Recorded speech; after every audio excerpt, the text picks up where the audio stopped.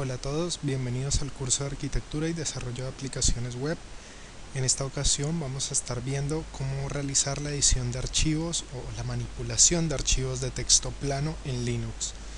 Van a encontrar que esto es una tarea, digamos que casi obligatoria para muchos de los que trabajamos con este sistema operativo, debido a que para Linux todos son archivos.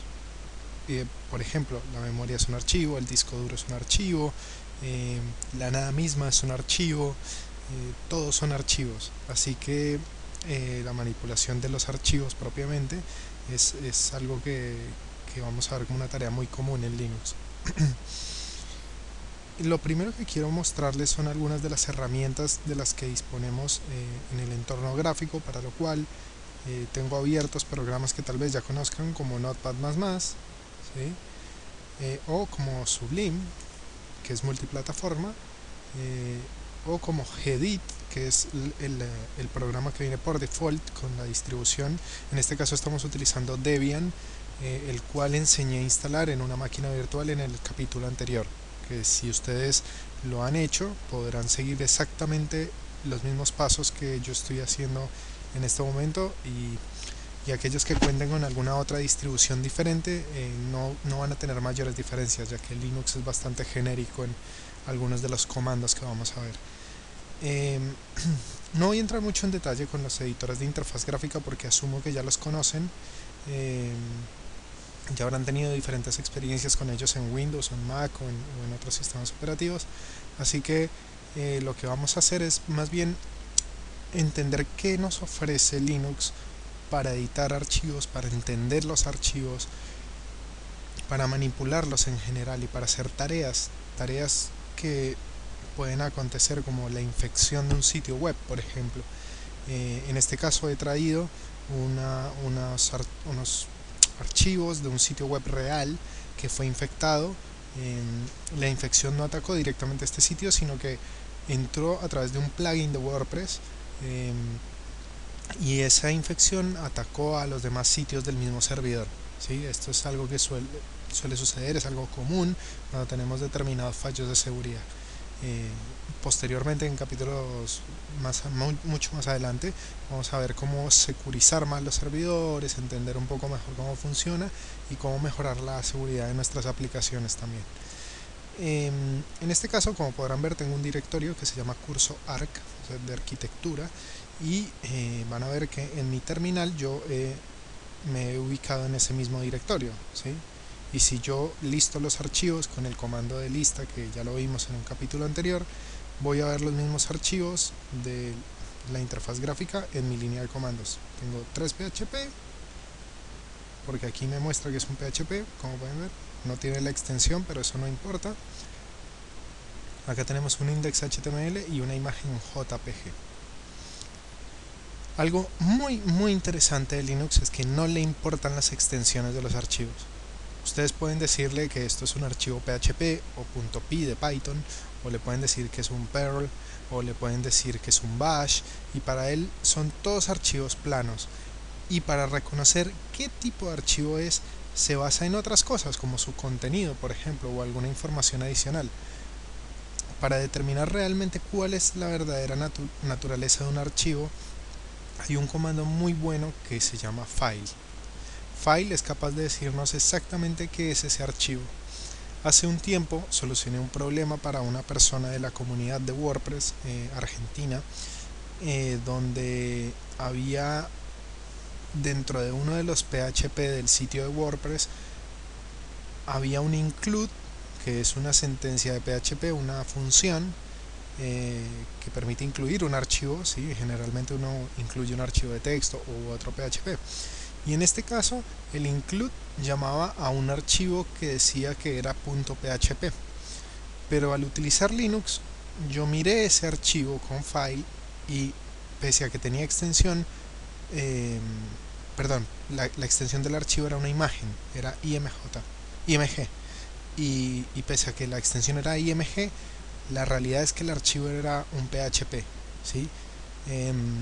Y este tipo de cosas pueden pasar mucho, que uno se confía demasiado de la extensión de algo y eso no es realmente lo que es, ¿sí? Entonces file nos permite a nosotros realizar la detección de lo que es el archivo, y lo vamos a ver a continuación justamente con IndexAdri, que es uno de los que tengo aquí. Y ustedes verán que copiar y pegar es bastante sencillo en Linux, ahí solo hay que seleccionar lo que quieran y ya está copiado automáticamente. Para pegarlo solo tienen que utilizar el clic del medio del mouse, o en su laptop presionar con los 3 dedos o los 2 dedos según el modelo. En este momento yo utilizo file y le paso como parámetro el archivo y me dice esto es un PHP script, ¿sí? Lo mismo va a suceder si yo le digo a template que yo sé que es un archivo PHP porque lo puse ahí y porque lo vimos desde la interfaz gráfica también, que ya el visor nos muestra que es un PHP, pero supongamos que lo vemos aquí y no sabemos. Entonces yo le digo, dígame qué archivo es template, ¿no?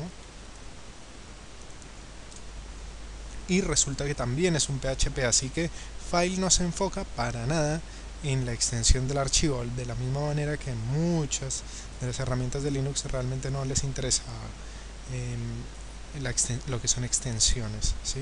Y esto es una gran ventaja y es algo muy distinto a Windows. Aquí estamos viendo algo mucho más allá de lo que nos permite ver la interfaz gráfica Windows generalmente, ¿no? Bien, otras herramientas interesantes como lo pueden ser cat, por ejemplo, nos permiten mostrar el contenido del archivo, digamos, de alguna manera sin abrirlo, ¿sí? Nos lo muestra en la salida estándar de la consola. Yo puedo hacer cat y le puedo decir, muéstreme lo que hay en index, que yo sé que es un archivo HTML, y ese index solamente tiene un body, un image y un cierre de body, ¿sí? Entonces es muy interesante porque yo no estoy dentro del archivo, simplemente quiero ver el contenido, ¿sí? Y puedo seguir ejecutando los comandos que yo quiera. Entonces, si yo quiero, por ejemplo, entrar en un modo lectura, yo podría hacer un less del archivo y decir, yo quiero hacer less de index. Y aquí estoy en un modo de lectura donde ven que ya no tengo la consola para ejecutar comandos, sino que estoy dentro del archivo. Si yo quisiera buscar un texto, digamos que fuera un archivo muy largo, yo puedo hacer slash, ¿sí? En mi teclado es shift 7 y buscar un texto, perrito por ejemplo. Yo doy enter y me encuentra el texto, ¿sí? Y con la letra Q salgo del es decir, salgo de la herramienta. Finalmente, la última y la más importante de todas es Vim. Vim es una herramienta que nos permite obviamente leer y modificar el archivo. Entonces yo puedo hacer con Vim la edición de index, y aquí estoy con Vim y ven que ya no estoy en la consola, estoy dentro del programa modificando el archivo de texto. Vim es muy especial porque funciona solamente con comandos, no tenemos botones, una interfaz gráfica. Es muy distinto a ver esto, ¿sí? Que nos da muchas opciones gráficas, a tener esto que tiene muchísimas de esas funciones pero que se invocan con una combinación de teclas. Esto es bastante práctico porque consume menos recursos, más adelante en unos momentos les mostraré algunas de las ventajas específicas de utilizar este modo. Así que bien, por ejemplo, si yo ya ingresé con Vim y estoy en el archivo y quiero insertar texto, para eso voy a teclear la letra I de insert. Yo he presionado la letra I y ya pueden ver que ha cambiado el modo de Vim y aquí me dice está en modo de inserción y yo puedo empezar a escribir texto. Observen cómo yo puedo agregar cosas nuevas sin ningún problema. Ahora supongamos que yo quiero guardar, entonces para salir del modo de inserción yo voy a cancelar con control C, voy a presionar y con control C ya salí del modo de inserción y ahora lo quiero guardar. Como ya salí de ese modo, yo puedo presionar dos puntos, escribir W, que es write o escribir, y guarde inmediatamente el archivo. El símbolo de admiración es inmediatamente, ¿sí? Funciona de las dos formas, escribir W y W admiración porque lo va a guardar en este momento, pero por ejemplo yo podría decir guardar y Q, que es quit o salir del archivo, y le estoy diciendo que guarde e inmediatamente guardo, salga del archivo. Pero bueno, en este momento solo vamos a guardar y me ha dicho written, ¿sí? He escrito en el archivo. Ahora, supongamos que yo no quiero salir del archivo, no lo quiero cerrar, lo voy a poner en pausa para volver a la terminal, ¿sí? Y para eso presiono control Z. Al hacer control Z, he detenido el archivo, la ejecución de esto, para volver a la consola, y yo voy a hacer un cat, que es el que nos muestra el archivo en la salida estándar de index, y puedo ver los cambios.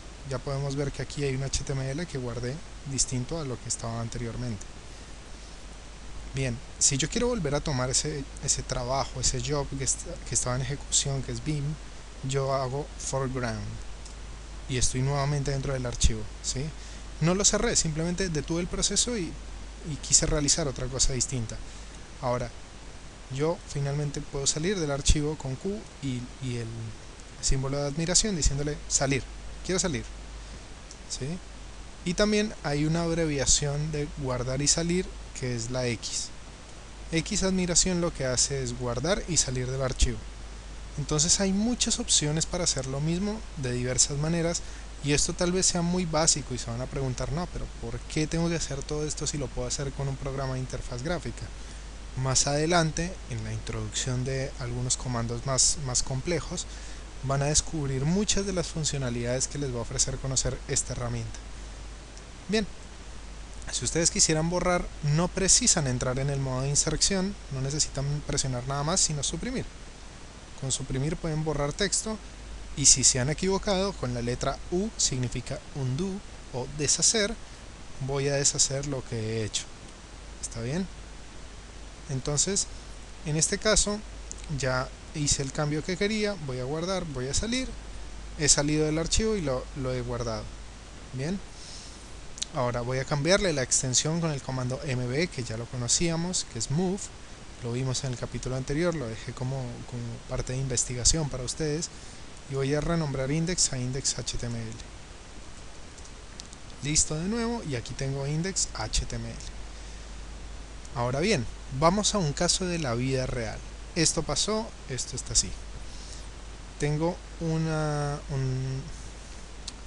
infección en un sitio, ¿sí?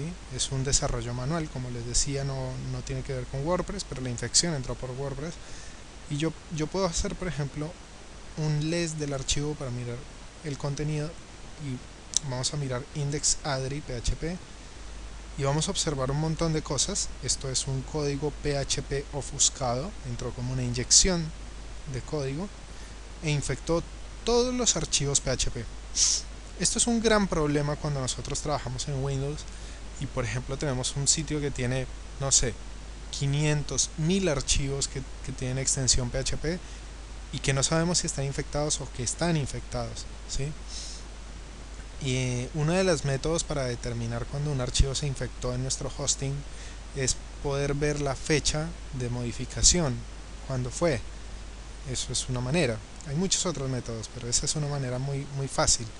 El problema es que si queremos limpiarlos, o bien abrimos 500 archivos con Notepad++, utilizamos la opción de Replace y buscamos la forma de reemplazar todo este contenido dentro de todos los archivos con esta herramienta, o buscamos alguna otra herramienta distinta de Windows que se encargue de buscar estas cadenas para limpiar.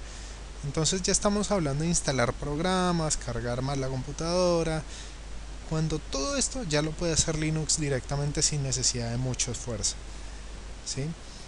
Y a lo que voy es sin mucho esfuerzo es que las herramientas son muy eficaces, muy simples y muy potentes. Sin embargo, la curva de aprendizaje es otra cosa totalmente distinta. Hay que dedicarle tiempo a entender los comandos y cómo funciona, pero una vez ustedes lo dominen, por ejemplo, podrían limpiar 2000, 5000 de estos archivos con una sola tarea, la cual no va a consumir recursos de la interfaz gráfica porque no lo hace, sino únicamente procesamiento.